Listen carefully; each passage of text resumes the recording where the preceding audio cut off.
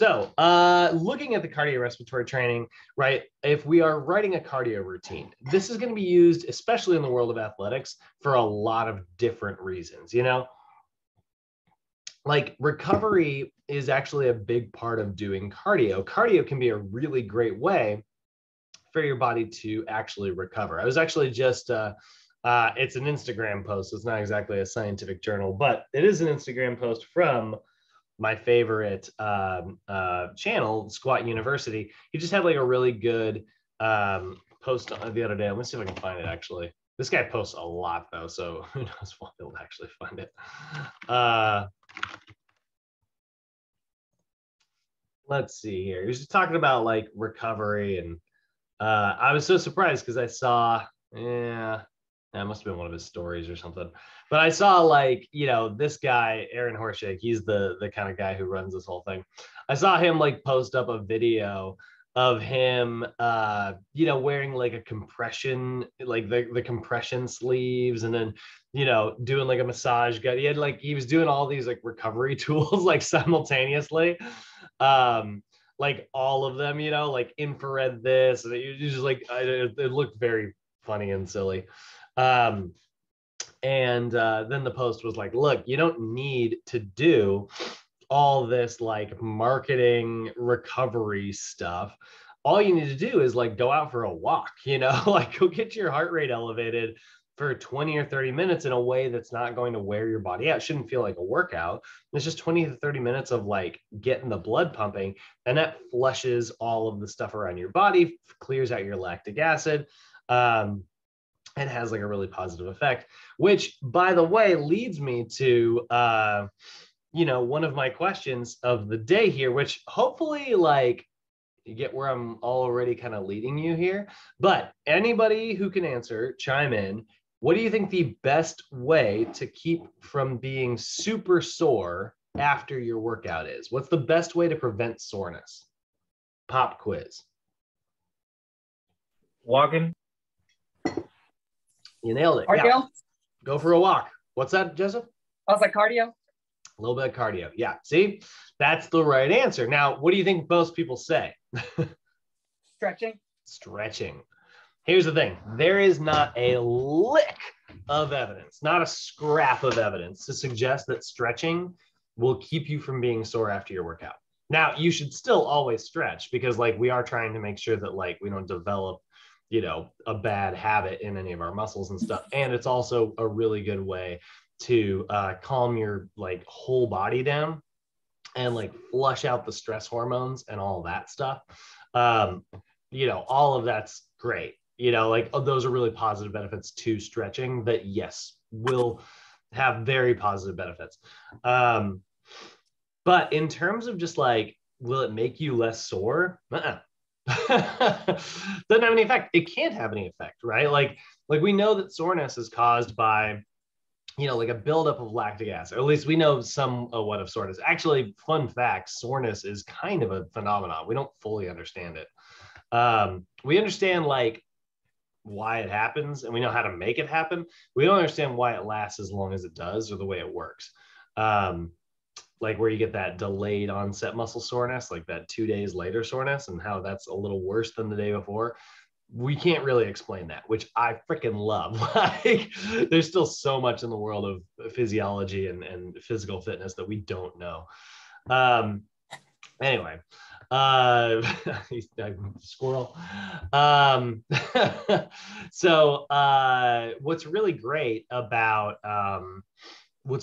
doing a little bit of cardio is that it basically gets your blood pumping so much, it sends so much blood flowing around your body that it flushes out any of that lactic acid that you created during your workout that could be sitting passively on your muscles, creating like stiffness.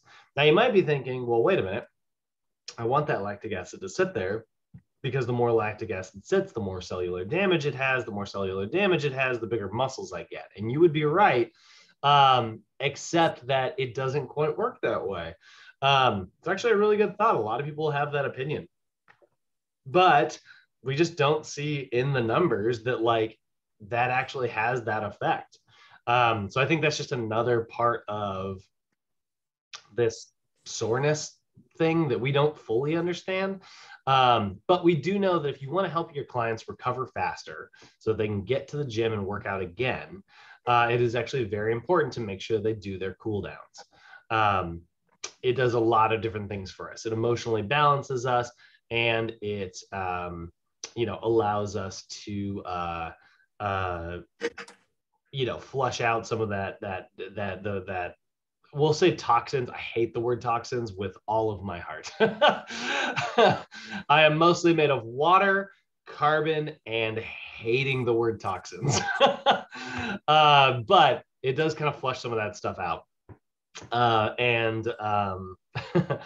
The other big benefit, if we are talking about athletes, is it does have positive sports benefits as well.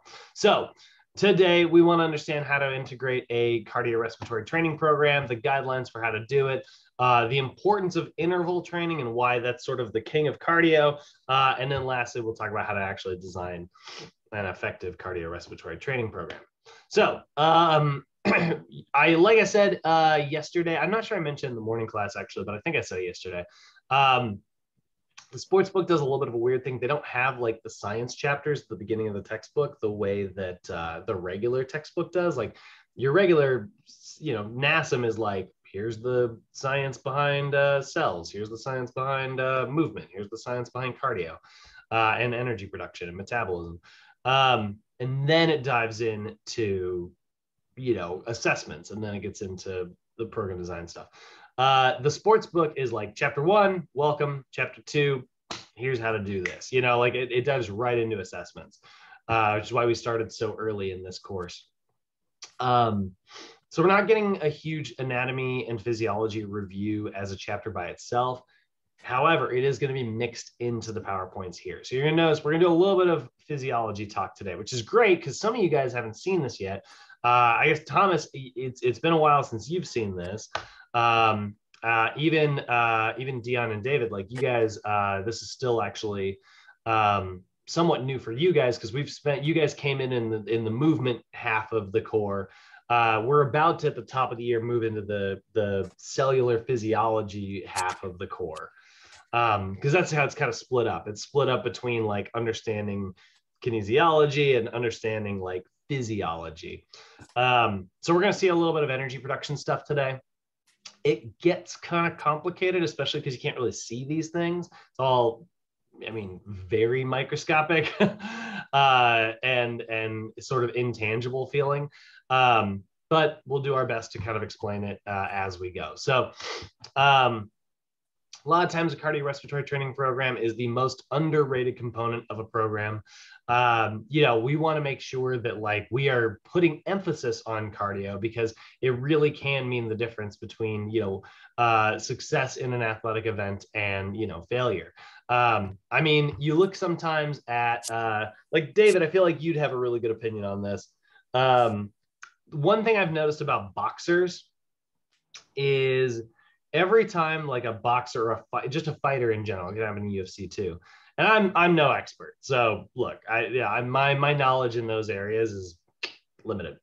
But one thing I've ever noticed is whenever like a fighter like changes their weight class, like a thinner guy tries to go up in weight, or like a bigger guy tries to go down in weight, they really tend to like not pull it off all that well.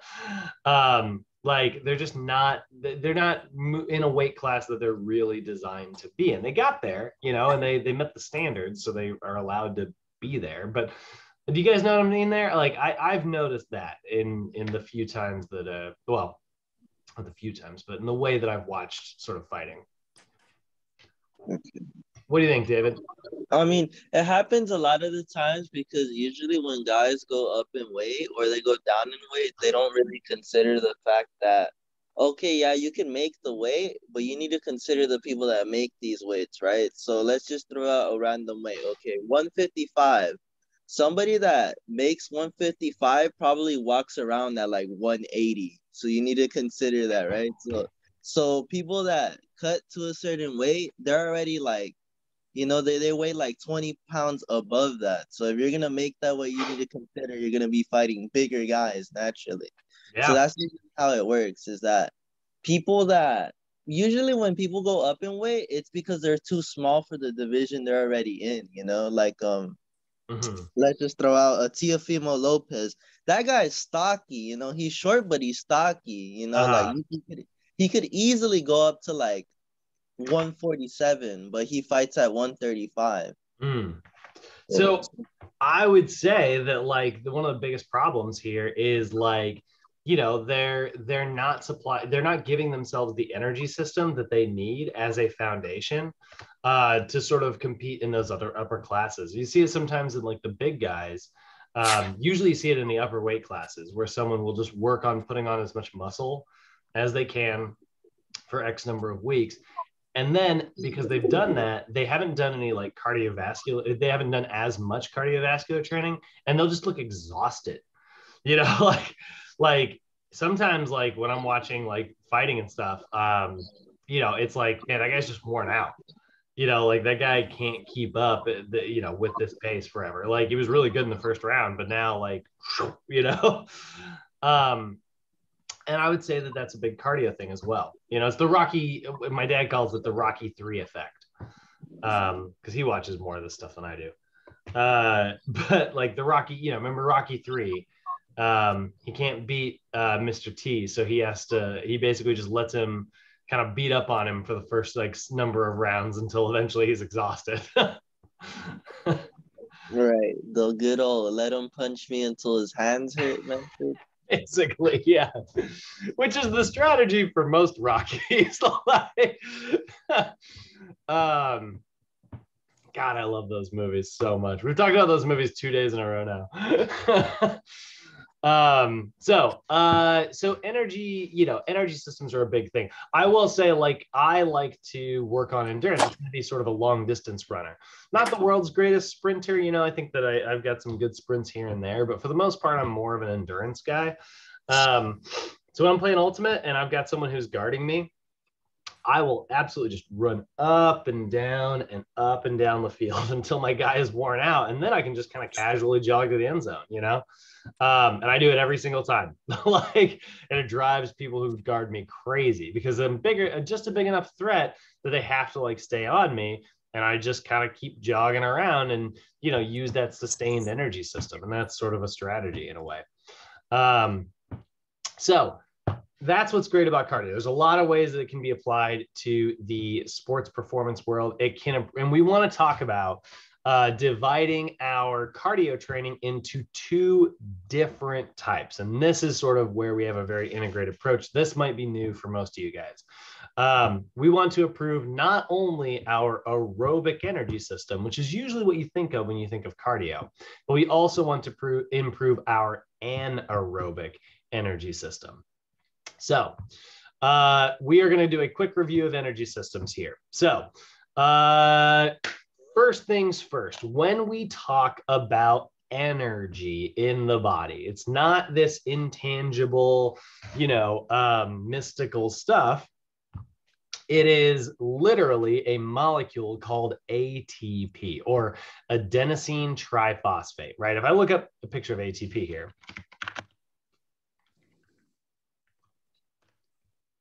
if you look at what ATP looks like, this is actually what a molecule of ATP actually kind of looks like. They always draw it this way, and it drives me crazy because it makes it hard for me to animate. There we go. That's the one I like. So it kind of looks like this, right? And that's a very complicated looking thing. You know, a little bit of nitrogen, a little bit of hydrogen, a little bit of carbon, lots and lots and lots and lots and lots of oxygen. And then you can see here the little P, that's a little bit of phosphate. That's a little bit, I'm sorry, phosphorus. That's where we get a little bit of, that's where we have our phosphates here. So we have a little phosphate here, here, and here. So we have a molecule of adenine attached to a sugar called ribose. That's adenosine. And then we got three individual little phosphates here. That's the triphosphate part of triphosphate. So adenosine triphosphate, or ATP, is a high energy molecule that our body uses as a fuel source for literally all of our metabolic activities. When you describe your metabolism and you describe like the fact that like you're a living organism that does stuff, right? The way you are able to do stuff, the way that your cells pay for the ability to like do that stuff, the energy that the sort of molecular currency that our bodies use is ATP. So it is literally the currency for everything. So how does that actually work, right? Well, I'm actually going to steal this picture here because this one's a little bit more simple. And I actually really like simple for this example. So copy that. So how the heck does this whole energy production actually work? Well, here's a molecule of ATP, right?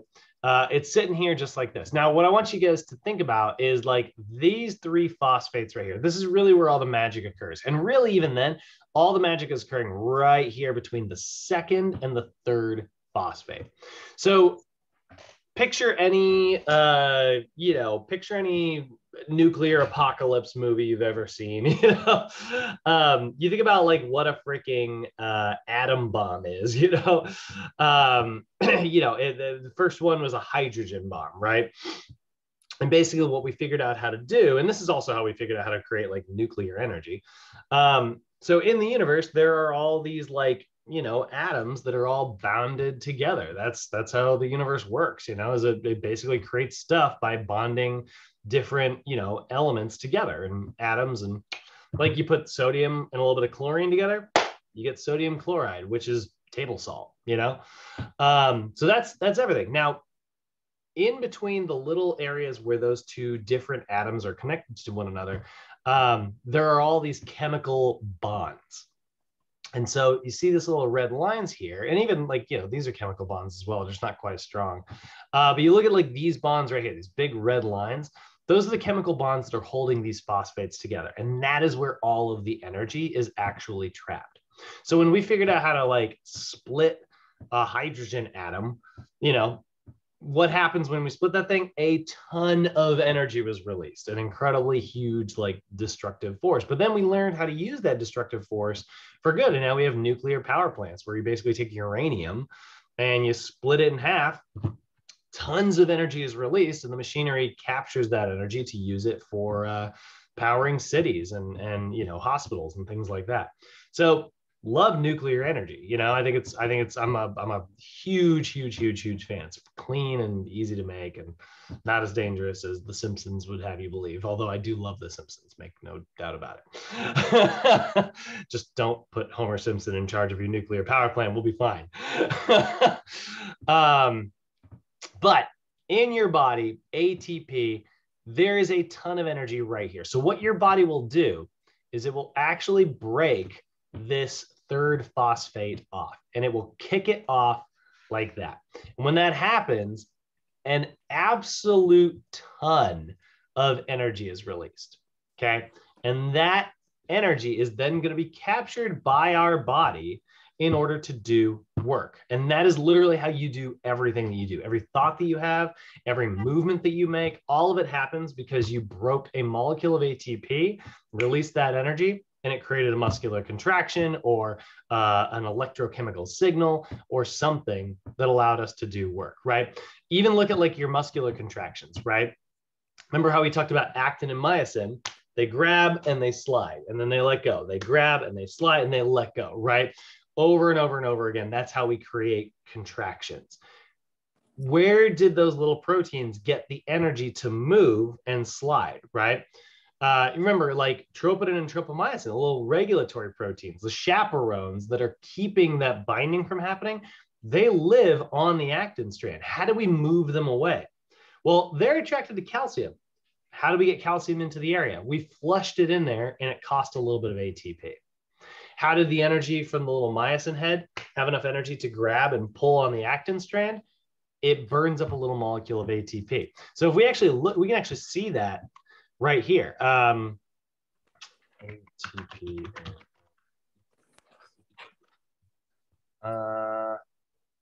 Let's see if I can find a picture of this.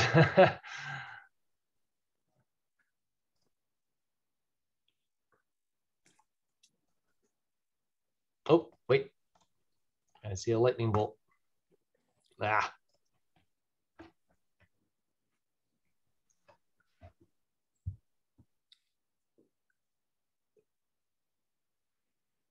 Come on, hook me up with a little bit of, all right. So it has the, it's not quite showing the, it's not showing the energy, but you know, let's see here. There we go.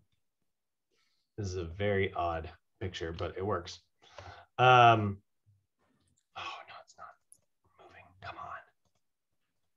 Maybe there's a video. Yeah, let's try a video. So I want you guys to be able to kind of see this.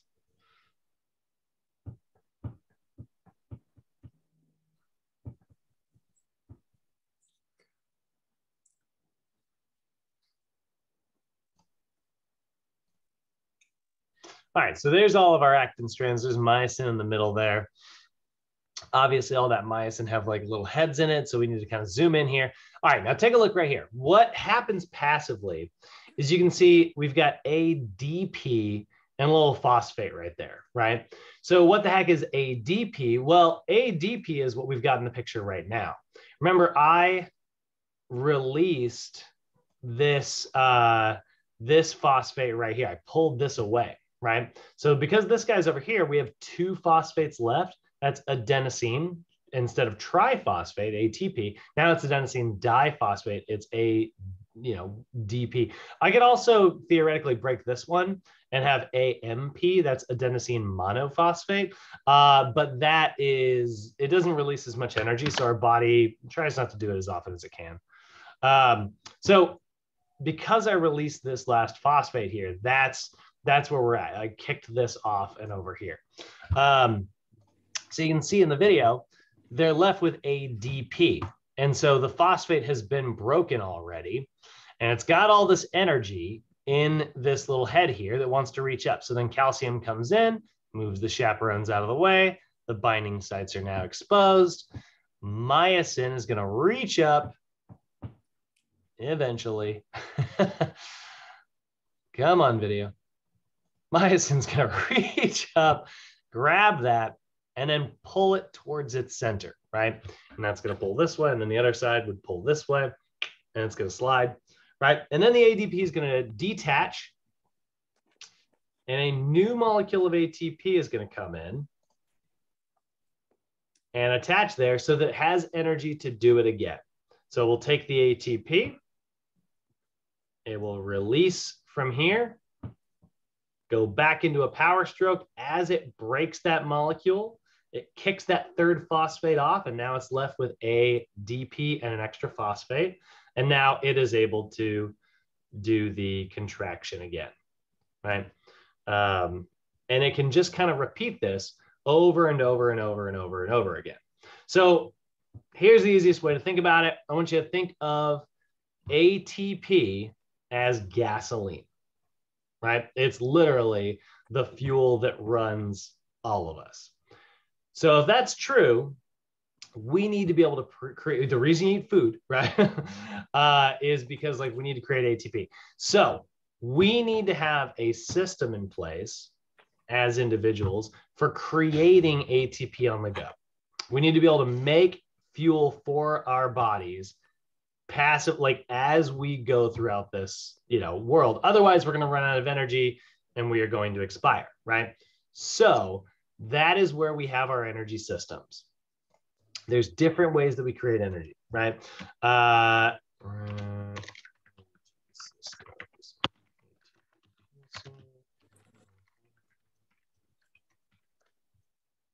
So there's going to be 3 main energy systems that we're going to talk about. We're really only going to talk about 2 of them today for the most part. But that is good, and I do want that. But you know what? I never find the picture that I want, so I'm just going to make my own. So when it comes to making this stuff, it kind of works like this. 2 rice cakes with peanut butter. Hold on, Joseph, I'm going to mute you. ATP PC system, 5 to 10 seconds. Let's make this a little bit bigger so you guys can see it easier. So we got the ATP PC system for the first 5 to 10 seconds, right? And then that is going to move over and transfer into what we call glycolysis. glycolysis,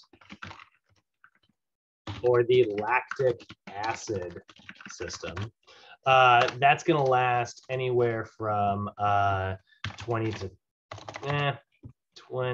seconds. I mean, we say like 20 to 50 seconds. But I mean, honestly, if you're really good at it, you can make that last longer.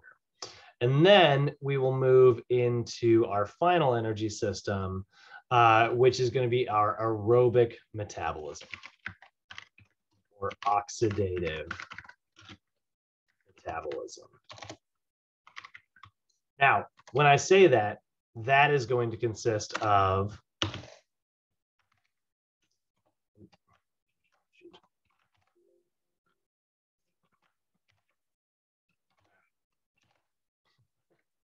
can't remember. Okay, well, we'll do that. That's going to consist of the Krebs aerobic glycolysis, the Krebs cycle,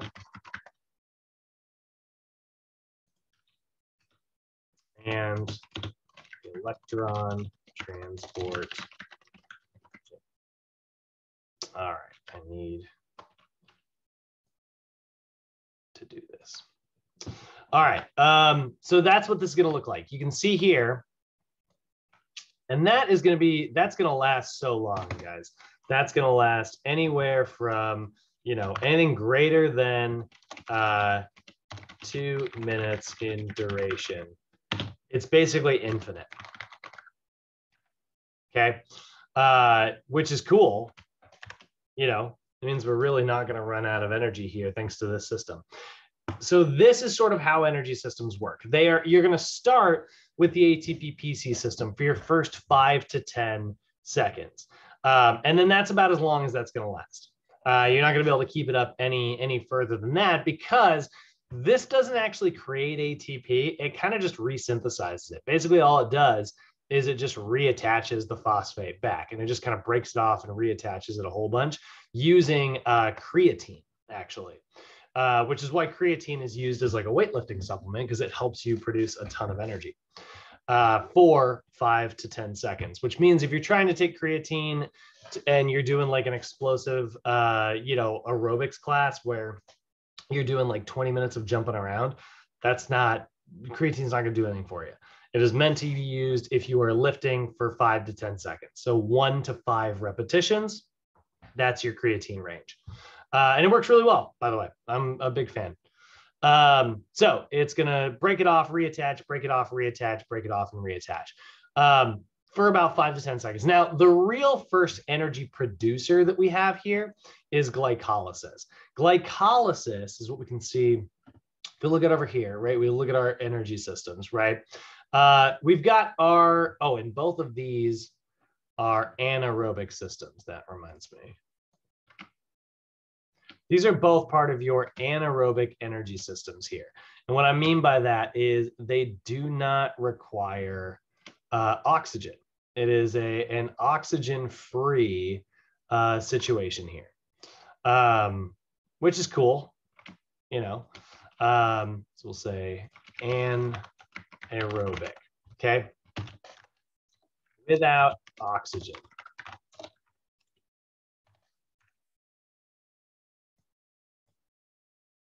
So there's our anaerobic energy systems here, right? And then we've got our aerobic metabolism, or oxidative metabolism, which is obviously aerobic.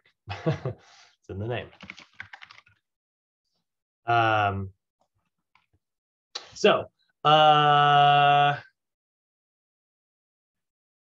back to my notes here, if I can click the right button. So first system is the ATP-PC system. It's used for ultra high intensity, ultra low duration work, 5 to 10 seconds. This is what we talk about when we talk about like maximal strength gaining. You are really primarily relying on this, which is why we're not spending a ton of time talking about the ATP-PC system today, because today we're primarily talking about cardio, which means we're going to spend most of our time talking about the aerobic and glycolysis energy systems. But this is where it starts. So, you know, if you're trying to be an explosive athlete, you want to train to increase your stores of creatine, and you want to have larger muscles, and you want to train your nervous system to fire as hard as it can, as fast as possible, and then it gets to rest. And that's why we do repetitions of like 1 to 5 repetitions for like, 5 to 6 sets of that, because obviously if you're doing that little reps, you need to do multiple sets.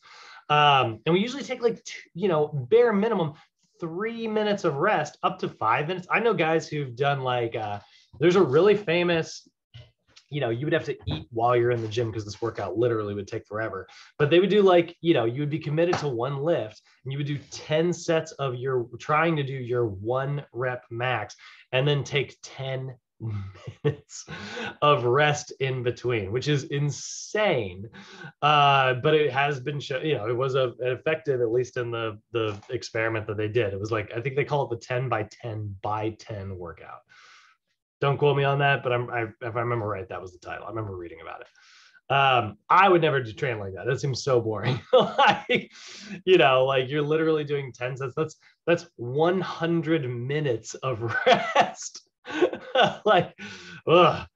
But yeah, I mean, you'll see these 10 by 1 programs, or, so it's super low repetitions, super high intensity, super long duration. Rest periods. So that is the ATP-PC system, and this is used for our maximal strength gaining. Talking about cardio today, we're not really spending too much of our time talking about that, but that is our first energy system. Next energy system we've got is the other part of the anaerobic energy system. This takes place, when I say that it's anaerobic, if you look at like an animal cell, and you just look at a classic like human cell, we always draw them kind of like this, right? They kind of look really simple. They're kind of like these big blobs here. Well, if you look at this little blob, right, it's got all kinds of these like little organelles in it, right? It's got cell membrane, that's technically counts as an organelle. You've got little lysosomes, which are sort of like the immune system of the cell. You got the nucleus, which is sort of the brain that's responsible for creating all the decisions. You got this endoplasmic reticulum, smooth and rough. Centrosomes, which are basically like giving your cell a structure. And those are all cool. They all have their little jobs, and then you got these little guys right here, these little potato bugs, right? Those are your mitochondria. The individual of that, the singular of that is mitochondrion, but nobody ever says that. So you got all of your different mitochondria here, right? There's 4 of them in this one. That is where the energy production takes place for the aerobic energy system. But that doesn't do anything for us in the anaerobic system. So where do we create energy? Because we didn't live on land at first, right? Like we started in the oceans where there's no air. So aerobic metabolism is really not going to work super well for us, and then eventually we needed it. So that's where this other, parts of our cells come in. So when you look at the cell here and you look at like this sort of blank space, every cell that you've got, guys, look, they actually have an arrow pointing to the blank space here, and that's labeled. Every cell that you've got is very wet and very swampy. There's a lot of fluid trapped within our cells, and we call it cytoplasm. Okay, it's cellular fluid. And so the fluid itself is called cytosol. You'll sometimes hear that. Cytosol is the fluid. Cytoplasm is that fluid when it has stuff in it, and every cell has stuff in it, so we just call it cytoplasm. So cytoplasm is all this fluid right here. That is actually where you do glycolysis. And glycolysis is our energy production, where for about 20 to 50 seconds, your body is going to generate ATP molecules. How's it going to do that? Well, it's going to take in carbohydrates in the form of sugar. It's going to take in what we call glucose, which is what every carbohydrate you've ever eaten gets broken down into. And it's going to take that glucose, and it is going to let it sit in that fluid, and it's going to ferment. Anybody in here ever make bread? Anybody make sourdough bread? Anybody in here? I know like the pandemic struck and everybody was making sourdough bread. No? the way you do it, you have a little bit of flour, add a little bit of yeast. Yeast is basically like little bacterial enzymes. Add a little bit of water, put the lid on.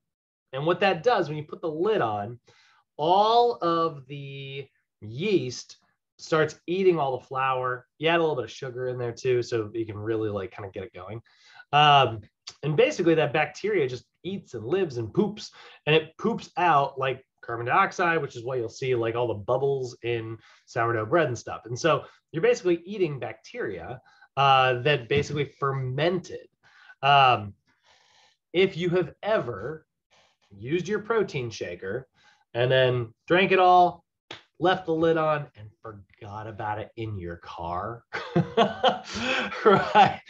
I'm sure you guys have done that. And like, you go to like find it, you're like, oh no, I forgot my protein shaker. And you find it like 5 days later. You open up that lid and it's like,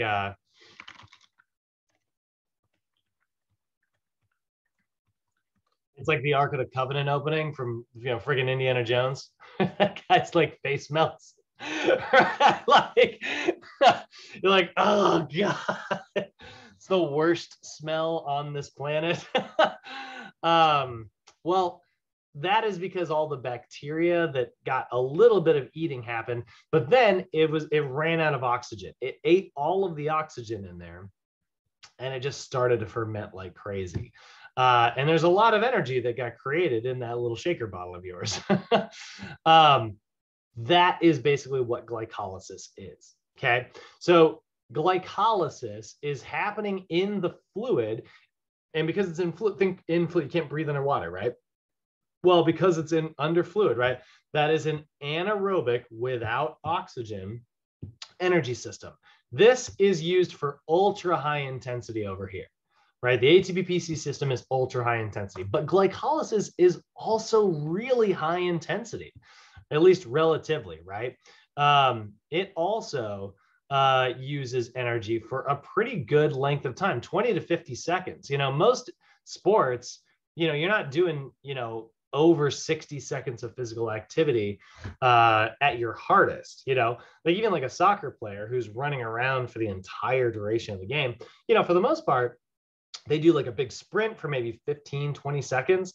And then like they kind of calm down and go back into like jogging mode, right? So a lot of those muscle fibers that they recruited to do the big sprint, they're not using those consistently for more than, 20 to 50 seconds there. And so this is sort of like our booster, our built-in booster button. You can think of this as, Edwin, to use an analogy, I don't even know if cars even do this anymore, but I know it was popular when Fast and the Furious first came out, like the first one. But it was like, this is like your nitro button, your nitrous button. Like this is our booster that kind of like, propels us forward. It's like when Batman turns on the the rocket thing in the back of the Batmobile. And that's what glycolysis really is. This is what we are typically training in when we're doing anywhere from like 6 repetitions up to like maybe 12, maybe even 15 if you're going through those 15 reps relatively fast. But generally we consider this like anywhere from about 6 to 12 repetitions. Because if you think about like doing 12 repetitions, right? Let's say I'm doing 3 sets of 12 and I'm doing like a 2-0-2 tempo. So that's 1, 2, 1, 2. I'm just lifting at a medium tempo and I'm going to do 12 of these, right? How long is that going to take me? Well, it's 4 seconds per rep for 12 reps. It's about 48 seconds. That is literally perfect for glycolysis. And that's why strength training creates strength, because it primarily relies on glycolysis. Now, you'll notice I call it the lactic acid system. Why the heck do we call it the lactic acid system? Because there's a dirty little byproduct of creating ATP this way, right? Your body creates all this ATP in the fluid, and some of it's going to sit there and ferment. It's going to create what we call pyruvates as a byproduct. And those pyruvates are in the fluid of the cell now, and there's no oxygen in that fluid. So they sit there and they suffocate, they start to ferment. That creates a very interesting byproduct called lactic acid.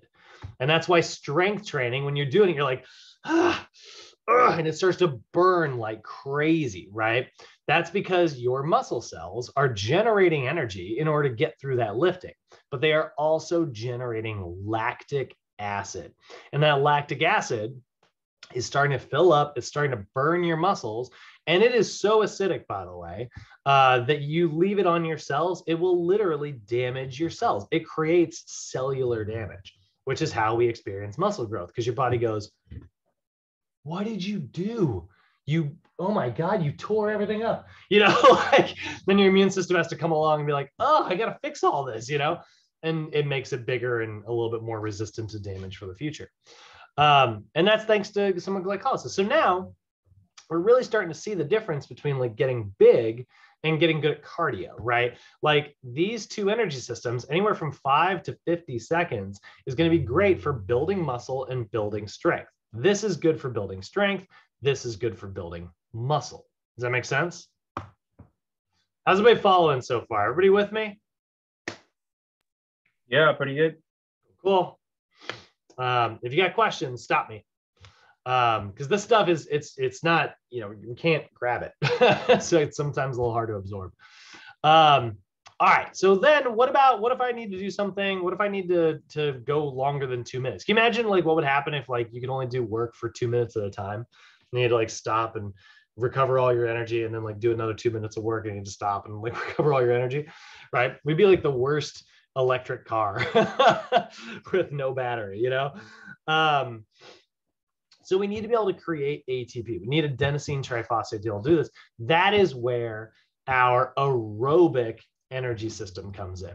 So glycolysis, or the lactic acid system, is going to be used for high intensity, low duration work, right? This is ultra high intensity, ultra low duration. That's the ATP-PC system, 5 to 10 seconds. Glycolysis, we're going to say 30 to 60 seconds. Here's a little bit different than I said. There's no exact number to this. Like bodybuilders usually last a little bit longer in glycolysis because they train in glycolysis all the time. They got all those big muscles with lots of cells, with lots of like cellular fluid. They can probably do it maybe even up to 2 minutes sometimes, depends on who the athlete is. Me, I can't stay in glycolysis to save my life. Every time I try to stay in glycolysis, my body's like, aerobic? You want to do cardio? Not really my thing. So I might only last 30 seconds before I start to burn out and get into aerobic land. But glycolysis, usually 30 to 60 minutes. It's going to use glucose as a fuel source. So it is literally breaking down carbohydrates and using those carbohydrates as fuel. That's why we eat food. And this is for our high intensity lifts, not maximal intensity, but high intensity, right? Heavy lifting. Then we got the aerobic metabolism. The aerobic metabolism is very complex. There's a lot going on here, right? You can see here, I put 3 different things underneath aerobic metabolism. And that's because these all are kind of happening simultaneously. And they're eating the byproducts of glycolysis as a fuel source, which is why you need to do glycolysis first and create like a base of lactic acid before you can even use your aerobic energy system. So, that's actually a really good thing. We are a really effective recycling plant.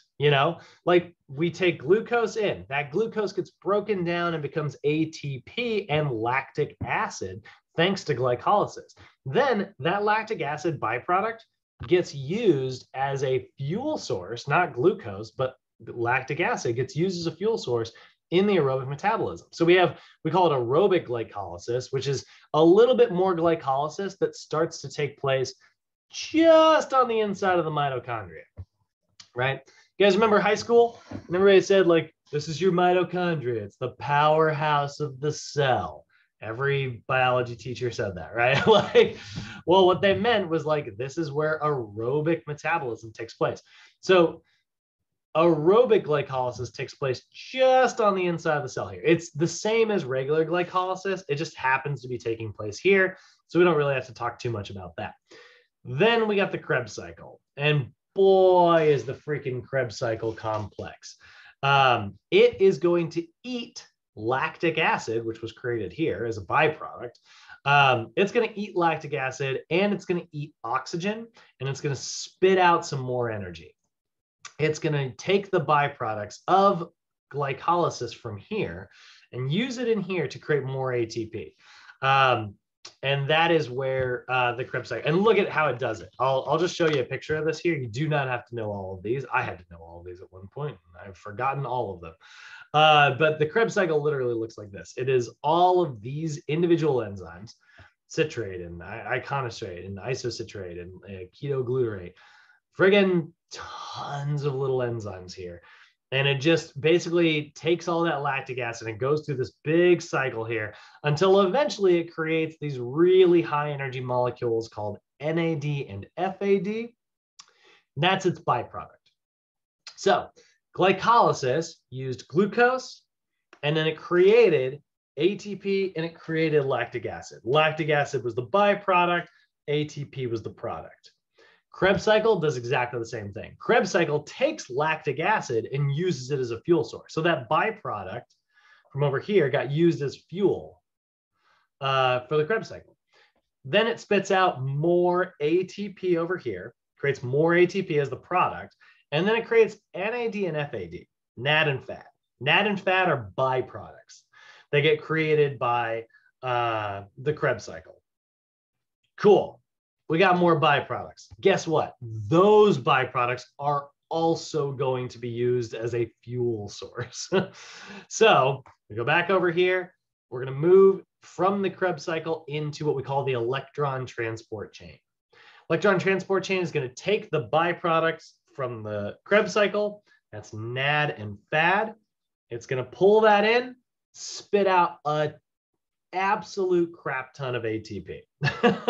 So here's how much ATP we create, right? In glycolysis, we create 2 molecules of ATP for every 1 molecule of glucose. In the Krebs cycle, we create 2 molecules of ATP for every 1 molecule of glucose. So we got 2, 4. And then in the electron transport chain, we create about 38 molecules of ATP. So that is the big energy producer, but it's very slow because electron transport chain relies on the Krebs cycle. The Krebs cycle relies on glycolysis, and glycolysis has to rely on glucose. So there's a lot going on here, right? That single sugar molecule gets burnt up in so many different ways, and then it gets turned into a little bit of energy and a byproduct. And then that byproduct becomes the fuel, which gets turned into energy and a new byproduct. And then that byproduct gets turned into a fuel. And eventually you're left with just a little bit of carbon dioxide, a little bit of water, and we go, and we exhale it, and there goes the final byproducts. We expelled them out of the body. We got rid of them. So that's how we do this. And that can happen infinitely. Your body can essentially do this forever. You have an unlimited amount of storage. Like even those of you who might have a really low body fat percentage, if you're sitting out there with like 7 or 8, even 9% body fat, that is essentially an unlimited amount of energy for the aerobic metabolism to use, because your body can burn fat for fuel, it can use carbohydrates for fuel, and we can essentially do this infinitely. Eventually you're going to expire if you really don't eat anything. But for the most part, like for the purposes of like practicality, I mean, like that's why we can run ultra marathons, you know, just literally like 2 miles of swimming, 100 miles of biking, and then a 26.2 mile marathon. It's because we basically have unlimited energy. I mean, they do need to like eat while they're doing it, but so there's a very complicated energy system, but you've got aerobic glycolysis, which is aerobic, but it's still glycolysis. It's basically the stopgap between the anaerobic and aerobic energy systems. It's not really its own energy system, not really. Then we have the Krebs cycle, which is going to create ATP in the mitochondria using the byproducts of glycolysis, creates a little bit of CO2 and water as a byproduct. And then it also creates that NAD and FAD as a byproduct, which NAD and FAD are going to go into the electron transport chain to create even more ATP. And then we end up with CO2 and water as a byproduct. So that is our low intensity, high duration work. anything greater than 2 minutes. So if I'm doing like 15 repetitions, 20 repetitions, 30 repetitions, right? If I'm getting into the really high ranges, or let's say I'm doing a really slow, maybe I'm only doing 12 repetitions, but I'm doing a really slow tempo. That is training my aerobic energy system, which eats lactic acid for fuel, which means it doesn't leave lactic acid sitting around, which means it's not that great for muscle building. You'll see like the difference between like a marathon runner and a sprinter, right? If you look at these two people, they are very different looking athletes. Here's the two greatest. Here are the two greatest of all time. This is the greatest long distance runner. That's, I can never say his name properly, but I think it's Eliud Kipchoge. And then you have over here, Usain Bolt. World's greatest sprinter, world's greatest long distance runner. Look at the quadriceps. Big difference there, right? Look at their arms, right? Big difference there. I mean, the guy's toned, but there's not exactly a lot of muscle mass there. This is a glycolytic, anaerobic without oxygen athlete. And this over here is an endurance aerobic athlete. And they're the two top of their game. Nobody's broken either of their records yet. So that's freaking cool, right? So we need to understand how to train for the right energy systems depending on what athlete we are training. If you are trying to be a really good sprinter, it does not make any sense for you to go do a marathon or a half marathon or even a 5K. Like 5K is 20 minutes long. You don't need that, right? If you're trying to be a sprinter, your event is 20 to 30 seconds long, you know? If you're like, you know, a 200-meter runner, if you're a 100-meter runner, your event is 10 seconds long. If you're a 400-meter runner, okay, you're getting about 45 seconds there. 800-meter.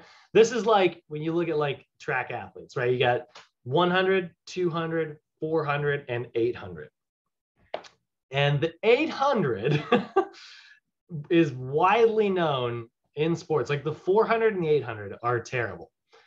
And what's weird is like the 400 is worse, the 400 meter, because it is just short enough that you can sprint the whole thing. It's just long enough to make you vomit.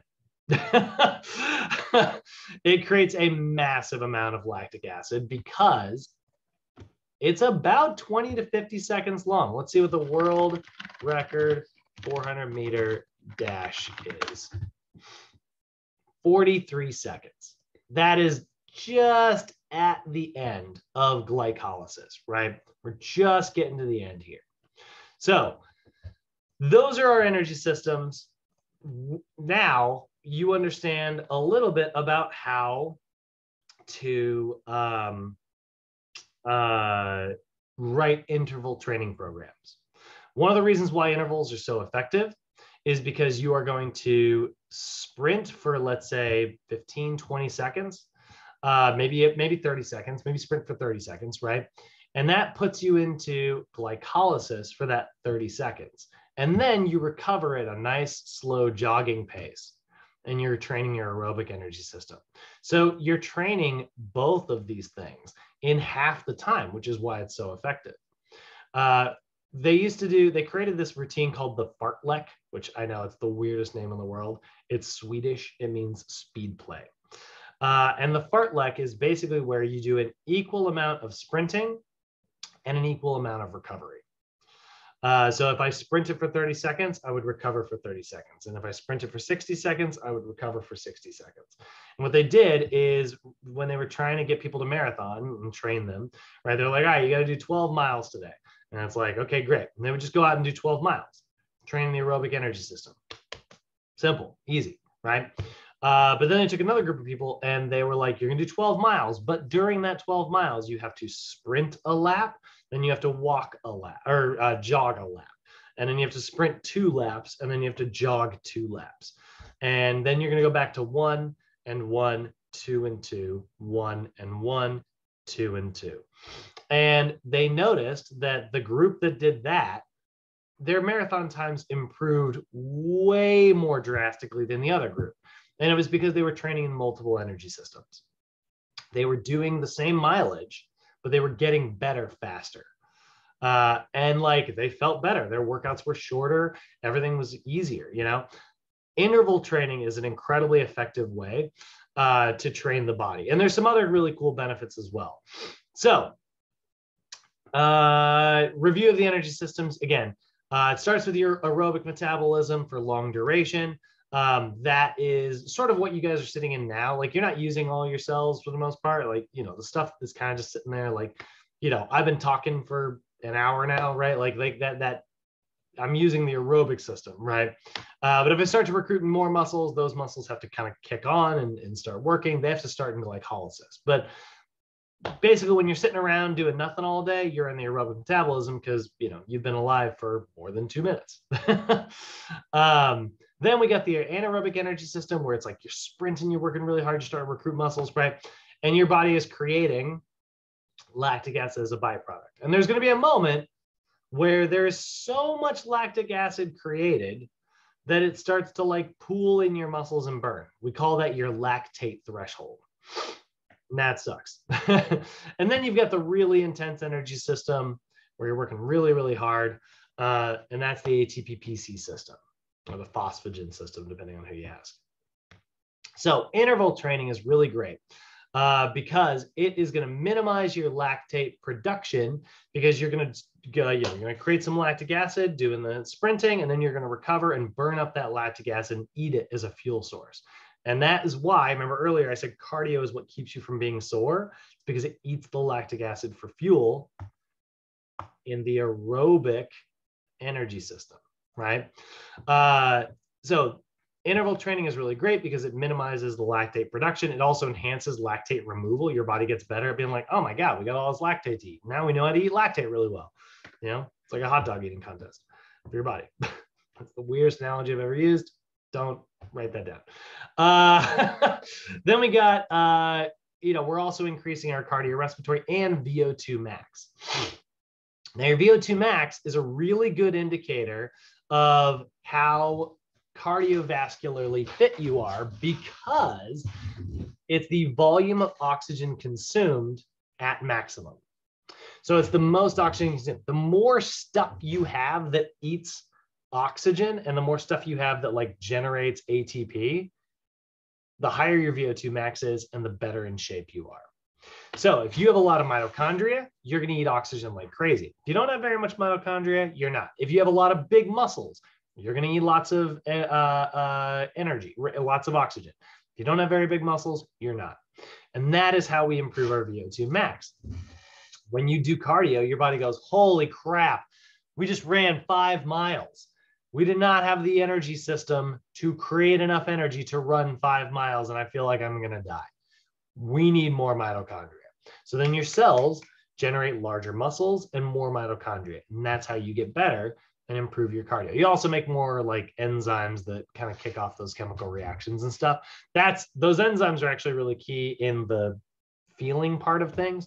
If you've ever like skipped cardio for a couple weeks and then come back and you're like, oh my God, I lost it all in a couple weeks. No, you didn't, but you did kill some of your enzymes. Those don't last very long and they die pretty quickly. So if you don't use them every week, your enzymes kind of die off. And that's why the first week back feels terrible. But then like the next day, you're like, oh, I actually feel okay now. Enzymes are very quick to live and also very quick to die. They're kind of like bacteria as well. That is the physiology behind interval training. Do we have any questions before I give you the how to do it? Questions, comments, concerns? All righty. That's just a lot of information to digest. It is. We have a whole 12-day class dedicated to what I just taught you starting January 3rd. So 12 dedicated days to energy systems. I did give you the rapid version today. One thing you talked about though was the people who do the marathon training where they're like running and jogging. Yep. There's a lot of people who do the run walk method. There's a real popular guy, Jeff Galloway. He runs for 30 seconds. Yeah. Yes, I know Jeff Galloway. Yeah. Yeah, absolutely. It's really effective.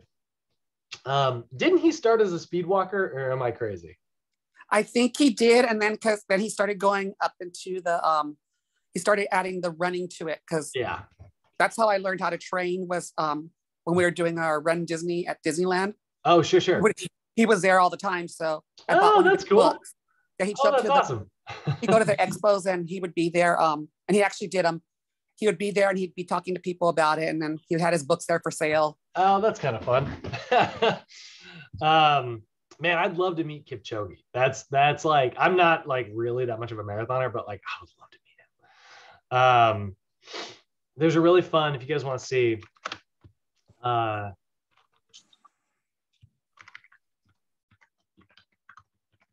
there's this really fun treadmill that they set up at the LA Convention Center. And for the LA, getting ready for the LA Marathon. And it's a treadmill that goes at his pace. And you just have to try to keep up as long as you can. Like, these people look like they're sprinting. And that's because he finished the marathon in 2 hours and 1 minute. That's 26 miles in 2 hours, right? So what, I think that was,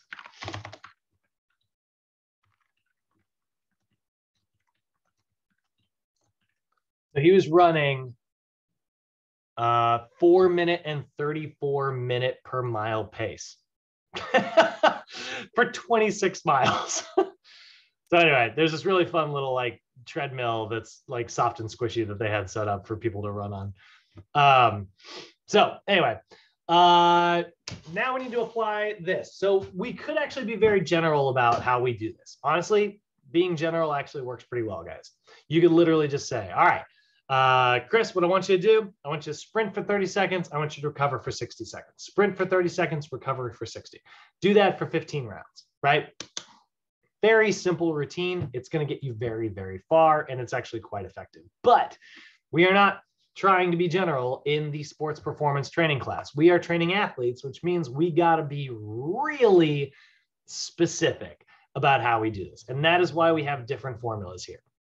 So we are going to use a percentage of the heart rate max in order to actually tell you, I want you in this energy system here and this energy system here, right? So what I would do is I would say, I'm going to take 220 minus your age. I'm 33, so we'll use me as an example. 220 minus 33, that's going to be 187. So if I want to target my aerobic energy system, which is my greater than 2 minutes energy system, I need to pick a heart rate that I can maintain for at least 2 minutes, which is going to be about 65 to 75% of my heart rate max. So I'd take 187 times 0.65. That's 121, 187 times 0.75, that's 140. So I would say, all right, I want you to be between 121 and 140 on your heart rate, and you're going to go for 30 minutes straight. That's my marathon pace, right? So now my pace is not based around how fast I can run, it's based on my heart rate, so that my body can create some lactic acid, but it can eat that lactic acid, and there's balance. I'm not creating more lactic acid than I'm eating, right? And that's good, but yeah, 220 minus your age, it's like that kind of assumes that and the regression formula is another one, by the way, same thing. It's 208 minus 70% of your age. It's the same formula. It's the same purpose as the 220 formula. And that's honestly good, guys. It works pretty well, but it's not catered specifically. It assumes that every 33-year-old on the planet is the same. And obviously some people are in better shape. They have a different resting heart rate. So you guys will remember this from PFT 101 at the beginning of the mod. We have what's called the Carbonine Formula, or the heart rate reserve method. So now that's going to take our heart rate max minus our resting heart rate. Then it's going to multiply by the intensity. And then we tack on the heart rate resting at the end there to get it back into the formula. So let's say my resting heart rate is 60 beats per minute. So it's 187, that's my max heart rate, minus 60 beats per minute times 0.65. Plus, I got to add that 60 back on. So now that's 142. So 142 is literally very close to my 75% earlier. which means I wouldn't have been working very hard, right? 220 minus 33, right? Minus my resting heart rate of 60 times 0.75 plus 60. So now it's 142 to 155, which is a smaller window than my other one, but both numbers are higher, right? We started, it was like 121 to 140, I think. Now it's 142 to 155. Way more smaller window, very much specifically catered to me. Somebody else who is 33 years old, whose resting heart rate is 75 beats per minute, their numbers would be different. So now I can calculate them all out. If I go over here, Google a Carbonine calculator, and I punch in my numbers, I'm 33, my resting heart rate is 60, I hit calculate, I've got my 65 to 75, I've got my 75 to 85, and I've got my 85 to 95. So I could say, all right, I want you to sprint at 95%. I want you to try to get that heart rate monitor up to 181 for 30 seconds. And then I want you to recover at 143 for 2 straight minutes. Then I want you to take it up a little bit more gently to 168 for 30 seconds and then recover back at 143 for 2 minutes. And I can give myself specific cardio numbers, specific heart rate zones, and a very specific cardio interval workout. Now, why would I do that? Well, again, I'm going to be using different energy systems, right? And by using different energy systems, I am going to be creating a rounded athlete who can keep jogging, but can also sprint. And that's going to be much more effective, right? This is why Kobe and Shaq never got along, you know? They were both amazing athletes, but Kobe was like a really well-rounded athlete. He had a lot of endurance, he had a lot of power, he was explosive, right? And he would stay in shape in the off season, whereas Shaq would kind of get out of shape every season. He wouldn't train his aerobic system. He was still very explosive and very powerful. He had a lot of muscle mass, but he didn't have the endurance. And so he'd just be wiped out by the end of those games, you know, until the end of the season, and then he would kind of get his endurance back. Part of the reason why they never really got along. They respected each other, but you know, didn't get super well along. One other thing that is aside from this is we also are going to burn different fuels for that energy. I mentioned glucose earlier, but your body can actually also burn, obviously, body fat as a fuel source as well. So we have this thing called the respiratory quotient. It is the amount of CO2 that you are exhaling versus the amount of oxygen that comes in. So we all know that oxygen goes in and CO2 comes out, but it's actually not 100% CO2 comes out. In fact, a lot of it comes out, about 30% of it, if you are asleep. So it's the CO2 exhaled versus the oxygen. So if I exhaled 80 units of CO2, but I had brought in 100 units of oxygen, that would leave 20% of this that didn't get used. So I'd have a respiratory quotient of 80%. I consumed about 80% of the oxygen that I breathed in, but not all of it. That is another way that this is why our training zones exist. So we have the 65 to 75%. That's an RQ of about 0.8 to 0.9. We have the 80 to 85%. That's an RQ of like 0.9 to 1.0. And then we have an RQ of like above 90. It says an RQ greater than 1. Obviously, you can't actually go above 1. Can't go above 100%. But basically, zone 3 is where you are using all of your friggin' cardio. So what's great about that is that actually creates a really big calorie burn that takes place after your workout is over. We call that EPOC, or excess post-exercise oxygen consumption. It's an elevated calorie burn that you get once your workout is over, lasts sometimes up to 2 hours. Sorry, 72 hours. Lasts up to 2 days. Basically, the harder you work, the more your body will keep burning extra energy, because you basically created an oxygen deficit in your body, and then your body has to play catch up and keeps burning extra calories. This is why any of you who have ever done interval training, you probably feel a little warm for the rest of the day. Feels like your blood's pumping like crazy. That's because it is.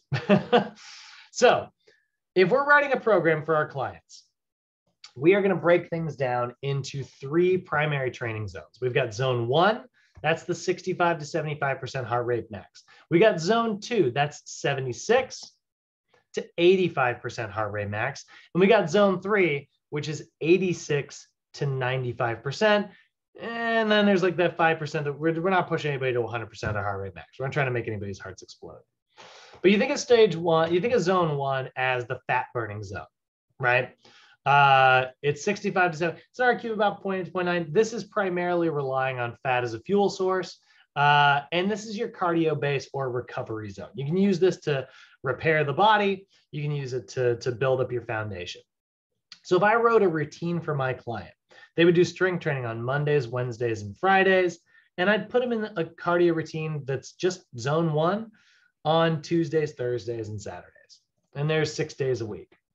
So if we tie this to the OPT model, who should do zone 1 routines?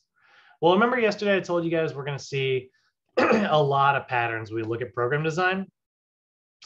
We had phase 1, which was level 1, which was corrective flexibility. Well, they're going to do a stage 1 cardio routine.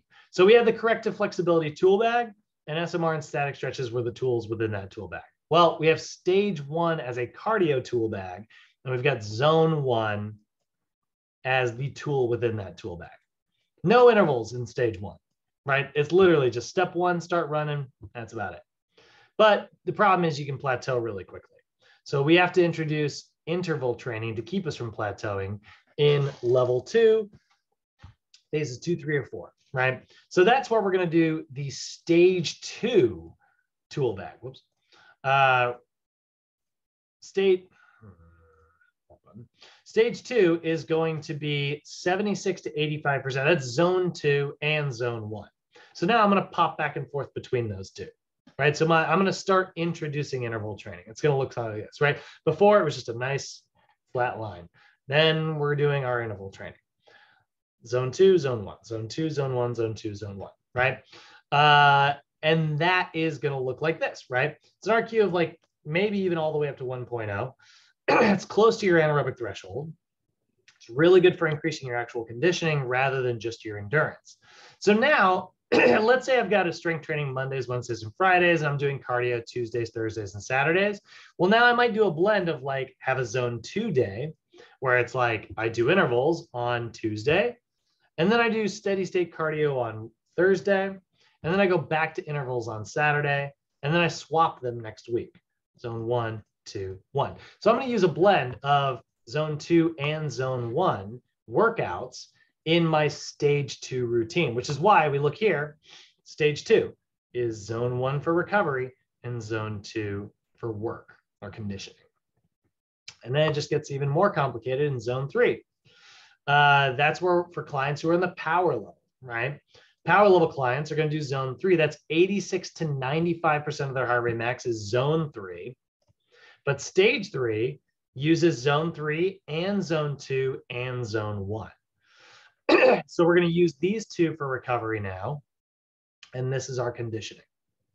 So if I wrote a routine, right, and this is great. This is as hard as you can get, right? You are consuming any oxygen you come in gets burnt up. And in fact, you're creating so much energy, there's a lot of lactic acid left over. This is anaerobic work.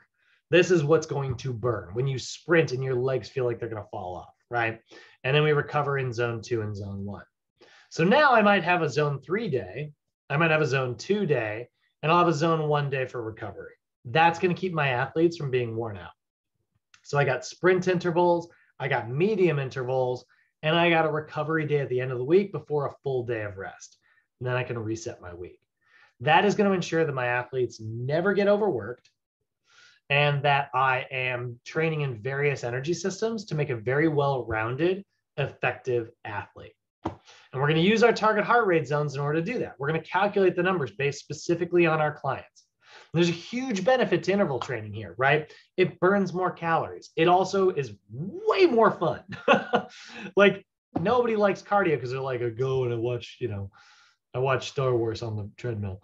It's like, yeah, it's kind of boring, right? But if you're going up and you're going down, you're going up and you go down. This is why people like spin classes or group exercise. And it increases your metabolic rate because it creates that EPOC, excess post-exercise, the workout's over, oxygen consumption. Calories burned while you're on the couch.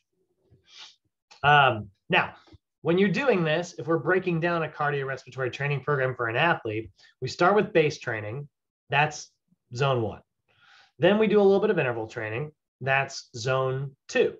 And then we can get into like linear sprinting, multi-directional agility sprinting, and sports-specific quickness sprinting.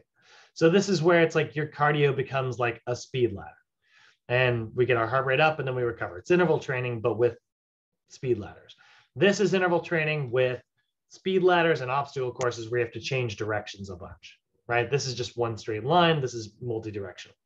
And then eventually we get into sports-specific training where it's like, all right, well now you're going to sprint cone to cone to cone. You're going to do a bunch of agility and I'm going to hit you with a football at every cone. And you have to turn. You don't know what, I'm going to give you a bad pass every now and then, sports-specific. And they're going to break this down again. So we build up a base in the off season and it looks something like this. Day 1 is literally just go for a 30-minute jog. That's it. Then we get into interval training where we take it up into zone 2 and then back into zone 1. Zone 2, zone 1, zone 2, zone 1. And then, we don't have zone 3 up here. We get into the interval training. Zone 3, zone 2, zone 1, 3, 2, 1, 3, 2, 1, right? Intense interval training. So we went from a nice straight line to interval training to high intensity interval training, right? We make bigger peaks. Always be cautious of overtraining. If your clients describe it as draining, or if they feel like they're not getting enough sleep, like if they can't sleep, they're creating too many stress hormones. If their heart rate doesn't slow down after the workouts, those are all signs of overtraining. So you need to go back down into your phase 1 stuff, be a little bit more gentle, and take it back into stage 1, and that will help them recover. So that is your guide to cardio, as well as a brief physiology lesson. Any questions, comments, or concerns on any of that?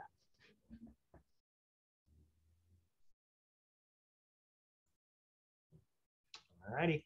So we got a really gentle PowerPoint for the next half. I promise I won't warp your brains any further. We're going to keep it really simple. So next part we've got is the core training. So now we move out of the cardio stuff, right, into the movement prep stuff. So this is that, we've done the warm up already. That's maybe where we put our cardio stuff. And now we're going to move into the core, balance, reactive. So we're starting with core today. And obviously that's going to make sure that we get our spine stabilized before we hit the gym. So core training, we want to understand the different systems for core training and different exercises, the importance for it, and how to design a core program. So when I say your core, I do not only mean your abs. Yes, I do mean your abs, but I also mean all the stuff surrounding your abs, right? The core is your entire lumbopelvic hip complex. It's the stabilizer muscles that hold your spine in place. It's the mover muscles that is your six-pack. And it's the muscles that actually attach your six-pack and your pelvis to your freaking legs and arms. So we need to make sure that we train all these things. Most people do a lot of crunches. Most individuals have a really strong movement system. They're really good at moving their spine. They are underdeveloped in their stabilization system. Proper core training program addresses all of it. So many people can move their spine, right? Getting out of a car or whatever. But then they can't stabilize their spine, so all of a sudden they throw out their back. And that's what we're trying to avoid here. So those systems, if we're breaking it down, right, obviously have a really big benefit for all athletes. It's going to enhance your sports performance. It's going to put you in the optimum posture, increase your velocity. All of it's great. We need to understand what systems there are. So there are 3 core systems. There is the local stabilization system, which are muscles that are attached to your vertebrae. You remember us talking about this in PFT 101, right? Their job is to hold your spine in place. They create stability in the front with your transverse abdominis. It creates stability in the back with your multifidus. It creates stability on the sides with your internal obliques. And it creates stability on the bottom with your pelvic floor muscles and on the top with your diaphragm. It's a box that holds your spine in place. It is the key to making sure that your spine does not move in ways that we do not want it to move, right? So we call that intervertebral stability. And it also enhances your proprioception, makes your brain more aware of what position your body's in. Transverse abdominis, multifidus. This, by the way, is sometimes called transversospinalis. Internal obliques, pelvic floor muscles, and diaphragm. All those muscles that are creating the local, close to home, stabilization, holds it in place system. Then we got the global stabilization system, muscles that attach the spine to your pelvis, which means now I'm going to move my spine around, right? So this transfers loads to your upper and lower extremities. It does stabilize during certain movements, but it's really not meant to be in charge of stabilization, right? So this is like my rectus abdominis, the 6-pack, right? Boom. Actually, it's an 8-pack, but we call it a 6. It's 8 individual little pieces. Then you've got your external obliques, which you would see, right? You got your erector spinae, which moves my spines, right? So I've got my rectus abdominis, which crunches me like this. I've got my obliques, which twist me like that. And I've got my erector spinae and quadratus lumborum, actually, that do this, right? Bring me this way. So that's the global stabilization system. So local is close to home. Global surrounds it, right? Like a globe. And then we got the movement system. That's actually like your arms and legs. Like this is part of your core, even if it doesn't seem, I know when we think of core, we think of 6-pack, but your movement system, it's your glutes, it's your hamstrings, it's your quads, it's your lats. All of that affects your spine. You know, when I drive my hip up like this, I feel it pull on my low back, right? When I kick my leg back like this, I feel it in my abs and low back, right? When I do a pull-up, you should feel it in your core. That's your movement system. It moves you around the world. If you train all of that stuff and you've got this Jenga stack living in the center of your body and you don't know how to hold that Jenga stack in place, one of the blocks is gonna fall out of alignment and it's gonna tip over, right?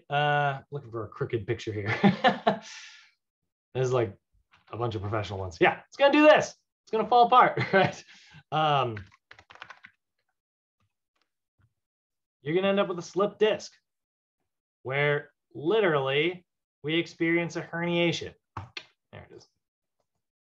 Where this goo right here starts sliding out and leaking out because we tore the lining here and now it's touching a peripheral nerve. And you're like, ah, and it hurts, right? That's what happens when we have excessive motion in our spine, right? We end up rupturing, slipping, breaking, you know, whatever you want to call it, a disc.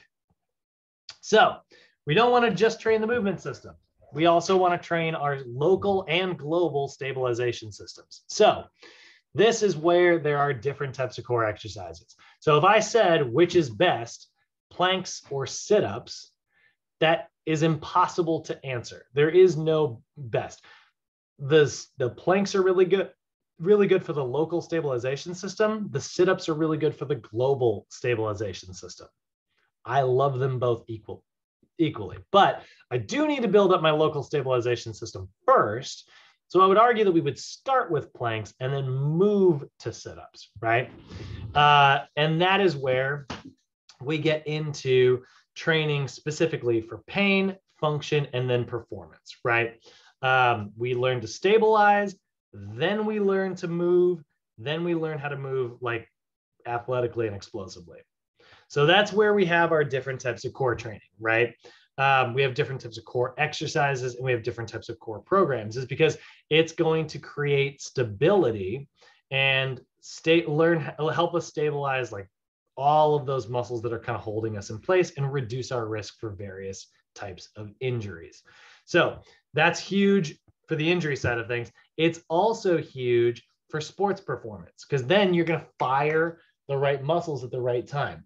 You know, you see the 40-yard dash, right? You see those guys, they always do this thing. They're always in this position here. Actually, wait, that's this one, right? And they're up like this, and then they take off and sprint, right? The reason they do that is because like that allows them to kick off really hard with their glutes.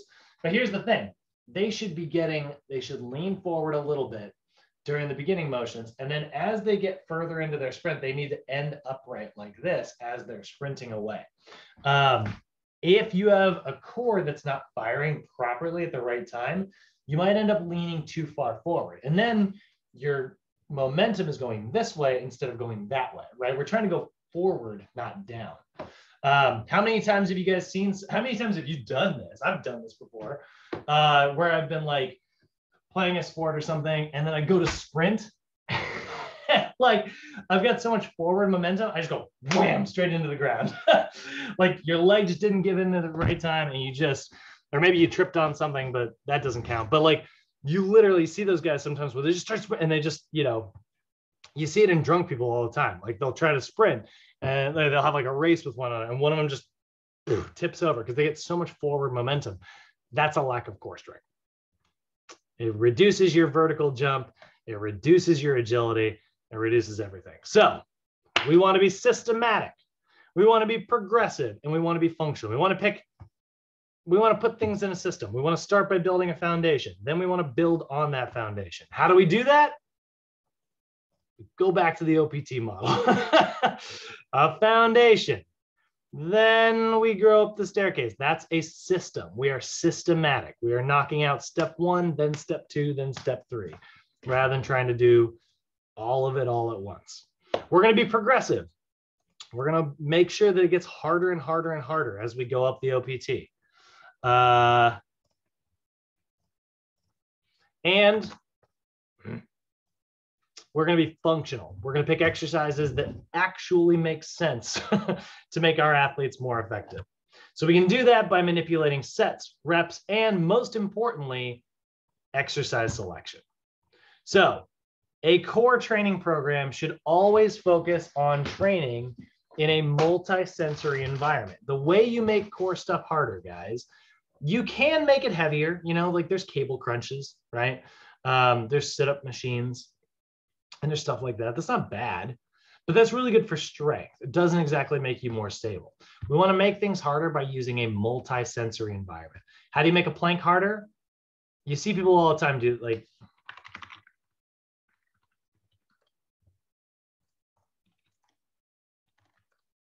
see people do this stuff all the time. How do you make a plank harder? And then they do this freaking plate. For the record, I don't hate it, but I don't love it either. That's making him have to resist higher this way, which is fine. But like, if you really want to make a plank harder, do it on a ball. That makes it unstable, right? So now you're trying to like hold yourself, right?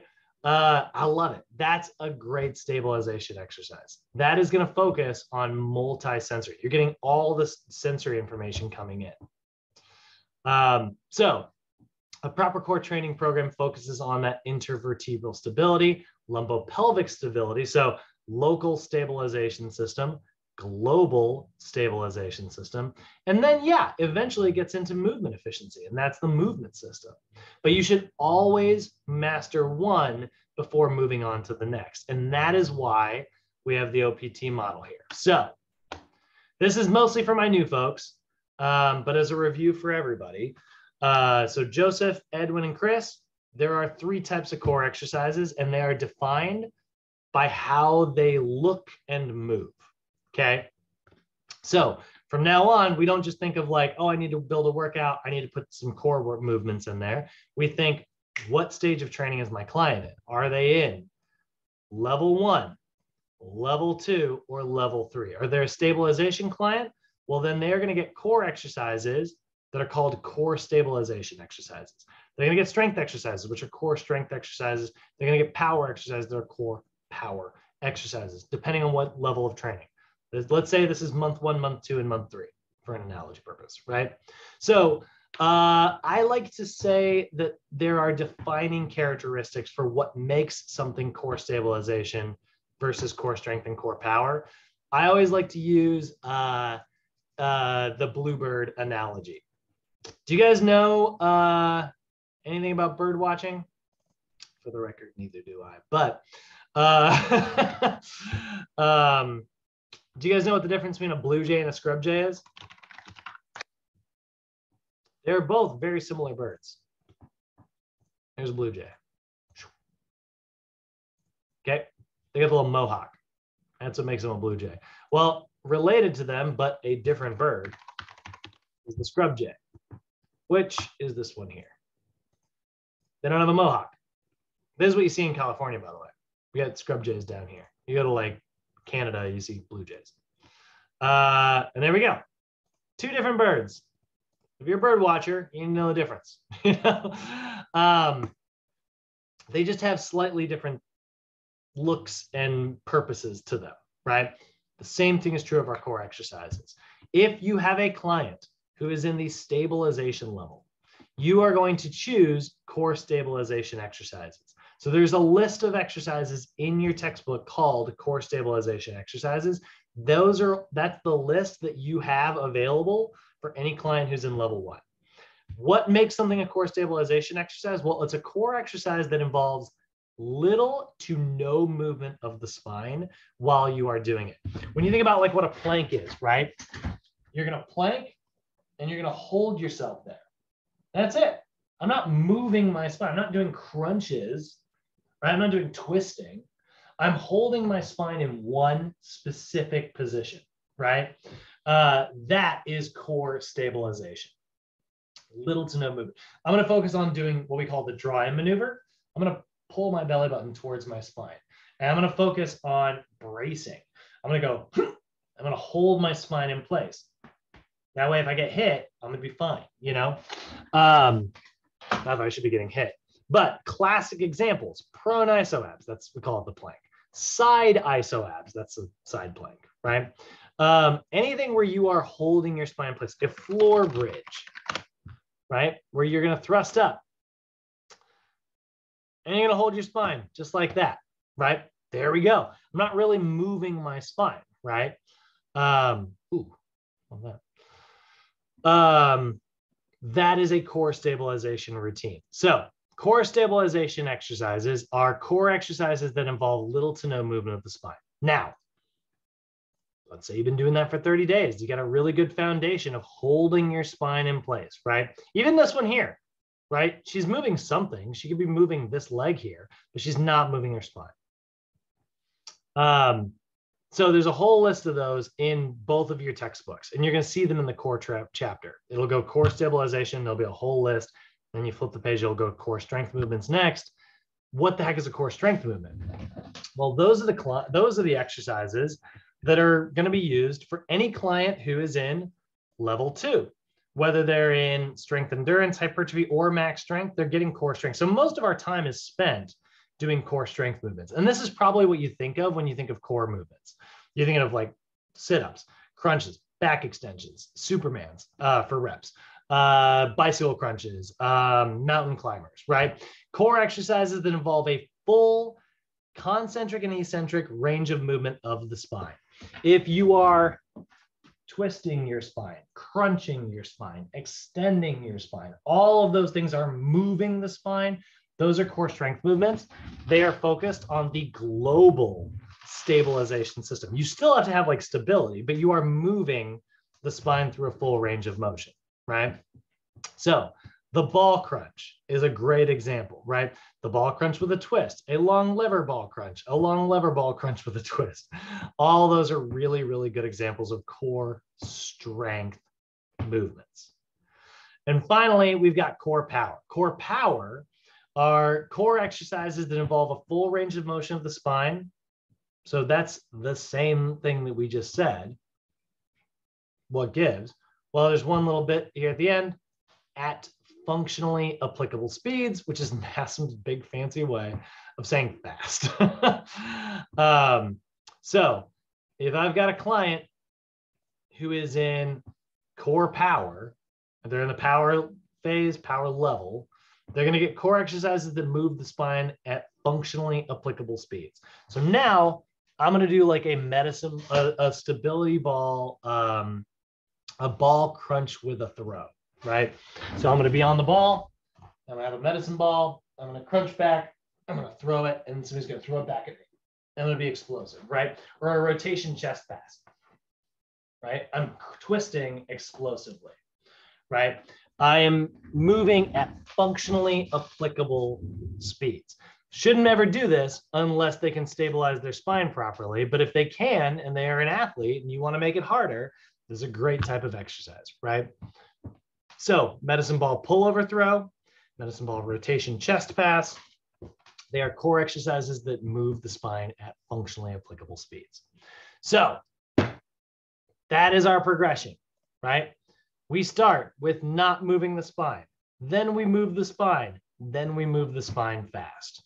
And that's how you spot those exercises in the wild. It's the difference between a blue jay and a scrub jay and, I don't know, third type of bird, right? Or it's the difference between an elephant and an elephant seal. They sound really similar. Two totally different animals, right? Look at these little guys. What a goofball, right? That is a very different animal than an elephant.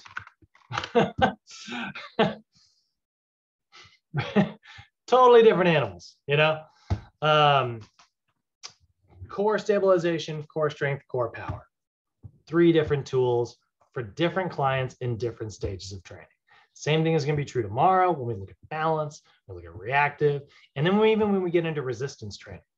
So Edwin, Joseph, and Chris, this is the key to writing things down with your clients. You need to make sure you're picking the right tool bags for your clients, right?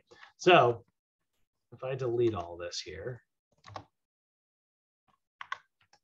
and we're going to keep it really simple today.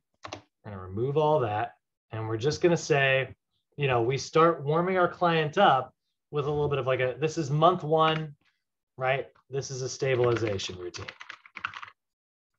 we start our client in stabilization. We do an SMR for the hip flexors, SMR for the calves, and we do a static hip flexor stretch, a static calf stretch, and then let's throw them on the treadmill for 30 minutes, 65 to 75% heart rate max. I could always put that at the end, but you know what? In fact,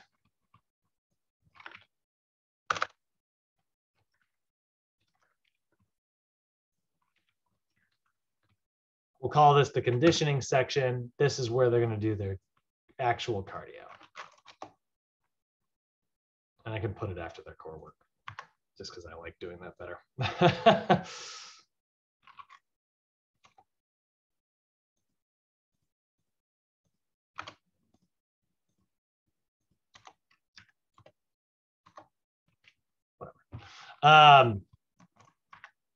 All right, so there we go. Now I've got a core balance reactive section. So I'm going to choose core stabilization exercises. And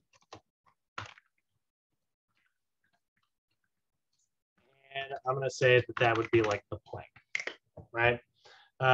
Or the prone iso abs. So maybe I do 3 sets of that, 30 seconds, isometric tempo, 60 seconds of rest. 1 set of all this stuff, 30 seconds each, because that's what makes something SMR or static. Remember, we got to use autogenic inhibition, right? And then I'll just steal that for my cool down as well. And there is a month 1 example, right? Do a little bit of foam rolling to get everything loose, do a little bit of core work, get on a treadmill for 30 minutes, you know, 1 set, because we're keeping it pretty simple there. Now, let's say my client moves 30 days forward into strength. So they're in either phase 2, 3, or maybe even phase 4. So I'm still going to foam roll the hip flexors and the calves, but now I'm going to do an active hip flexor stretch, an active calf stretch. That's going to be 1 to 2 seconds each rep.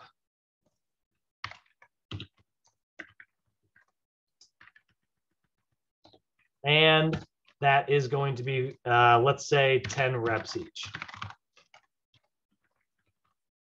And now I've evolved from stabilization to strength for my warm-up, but now I got to do the same thing for my core. So instead of doing a core stabilization exercise, I'm going to pick a core strength exercise. So now that's going to be a stability ball crunch. Now you might be hearing the word stability ball and be like, isn't that a stabilization exercise? And it's like, no, it's moving the spine. That's what defines it, right? Because it moves the spine, it's a core strength movement. So 3 sets, let's say 12 reps at a medium tempo. Then for my conditioning, well, you know, before it was a stage 1 routine. Now it's a stage 2 routine. So I'm going to keep them on the treadmill, obviously. I'm not going to make them do different, you know, things. But let's say I'm trying to get like, you know, 30 minutes of cardio in here. So I might have him do 2 minutes in zone 1 to recover, followed by 1 minute in zone 2, 76 to 85% heart rate max. So I'm still using zone 1 there. I'm still using zone 1. I'm just not keeping it there consistently, right? I'm using it for recovery. So if he did 10 sets of that, right? 10 sets of 2 minutes in zone 1 and then 1 minute in zone 2. He gets out of breath in zone 2 and then he recovers in zone 1. That's going to be exactly, that's 3 minutes in total length. That's going to be exactly 30 minutes long. And then let's say it's 30 days later, my client's killing it. They've been getting great results. And now they're in the power level. That's going to be phase 5. So now we still SMR the hip flexors and the calves, but now we're going to do dynamic stretches. So we're going to do a walking lunge with a twist, and let's say toy soldiers, right? Let's change that to 2 sets each, just because we can. Let's do 10 reps each.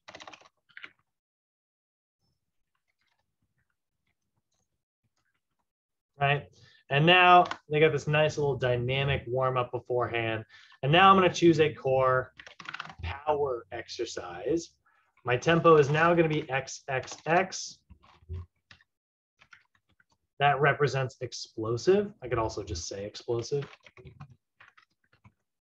And instead of doing a stability ball crunch, I'm going to do a medicine ball pullover throw.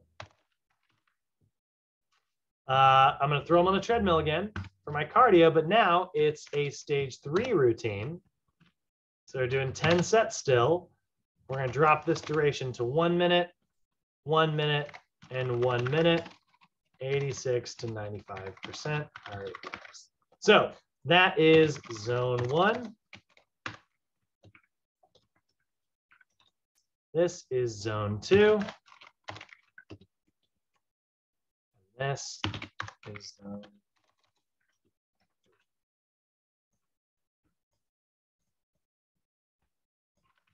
here as well.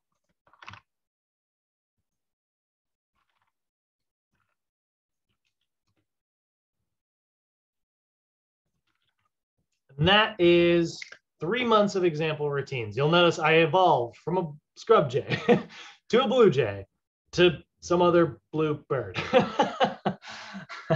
I got to learn a 3rd type of bird for this class. Any questions, guys? How do y'all feel about that? Does that make sense? Yeah. Yeah. Pretty much. Marathon runners versus sprinters. Yeah. versus athletes, you know? Okay. Mm-hmm. Like, well, and when I say athletes, obviously sprinters are athletes, but I mean like marathoner, 100-meter dasher, football player, you know? Explosiveness, right? Yeah, exactly. Okay. Cool. Well, let's kill the recording here.